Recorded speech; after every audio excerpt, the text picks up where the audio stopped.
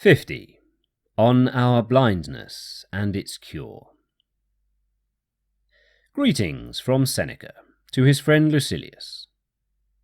I received your letter many months after you had posted it. Accordingly, I thought it useless to ask the carrier what you were busied with. He must have a particularly good memory if he can remember that. But I hope by this time you are living in such a way that I can be sure what it is you are busied with, no matter where you may be. For what else are you busied with, except improving yourself every day, laying aside some error, and coming to understand that the faults which you attribute to circumstances are in yourself? We are indeed apt to ascribe certain faults to the place or to the time, but those faults will follow us, no matter how we change our place. You know Harpaste, my wife's female clown. She has remained in my house, a burden incurred from a legacy. I particularly disapprove of these freaks. Whenever I wish to enjoy the quips of a clown, I am not compelled to hunt far. I can laugh at myself. Now, this clown suddenly became blind. The story sounds incredible, but I assure you that it is true. She does not know that she is blind. She keeps asking her attendant to change her quarters. She says that her apartments are too dark. You can clearly see that that which makes us smile in the case of Harpaste happens to all the rest of us. Nobody understands that he is himself greedy, or that he is covetous. Yet the blind ask for a guide, while we wander without one, saying, "I am not self-seeking, but one cannot live at Rome in any other way. I am not extravagant, but mere living in the city demands a great outlay. It is not my fault that I have a choleric disposition, or that I have not settled down to any definite scheme of life. It is due to my youth." Why do we deceive ourselves? The evil that afflicts us is not external. It is within us, situated in our very vitals. For that reason we attain soundness with all the more difficulty, because we do not know that we are diseased. Suppose that we have begun the cure.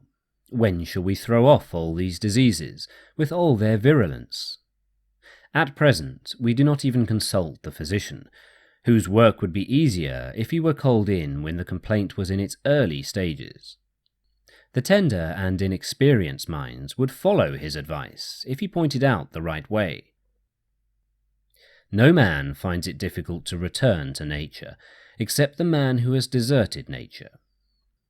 We blush to receive instruction in sound sense, but, by heaven, if we think it base to seek a teacher of this art, we should also abandon any hope that so great a good could be instilled into us by mere chance.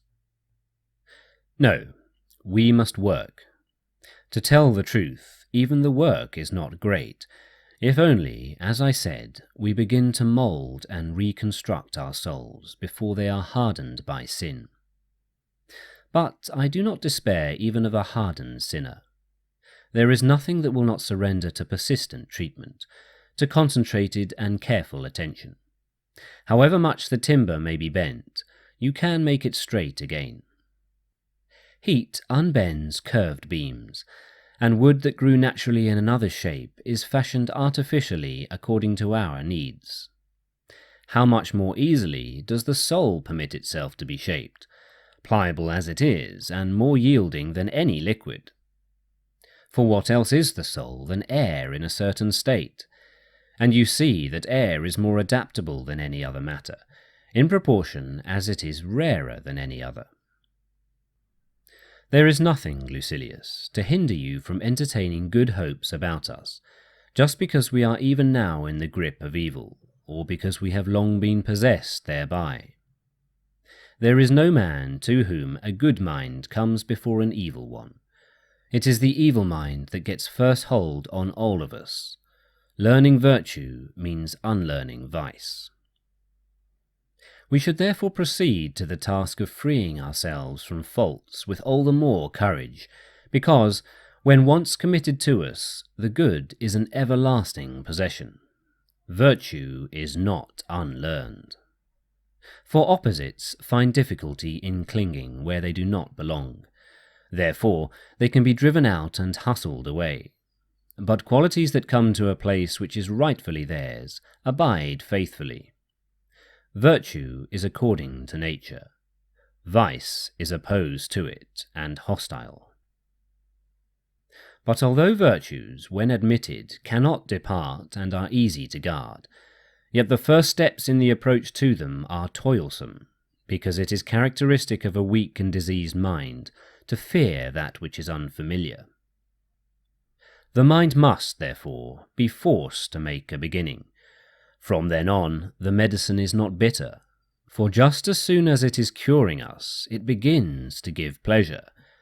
One enjoys other cures only after health is restored, but a draught of philosophy is at the same moment wholesome and pleasant.